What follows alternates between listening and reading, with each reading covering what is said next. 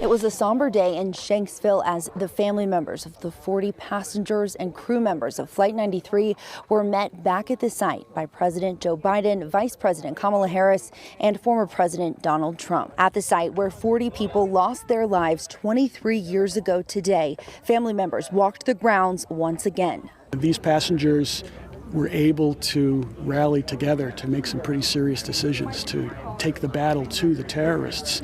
It didn't make a difference how old they were, what their religion was, what race they were, any kind of ideologies that were different on that plane. They were one, and they came together. Gordon Felt remembering his brother, Edward Porter Felt, who died on Flight 93 alongside 39 others who thwarted hijackers' plans to attack the U.S. Capitol, bringing down Flight 93 in Shanksville. Governor Josh Shapiro describing his conversations with the families.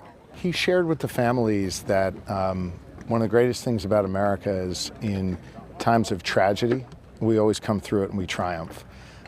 And I think the president's comments are inspiring, uplifting, and lets those families know that their loved ones didn't die in vain, and that their memories are going to continue to be carried on. He walked alongside the wall of the Flight 93 National Memorial with President Biden and Vice President Harris before they were led to the impact site. Former President Donald Trump arriving about an hour and a half later. Members of the public cheering as he arrived. On his way out, he stopped and said this.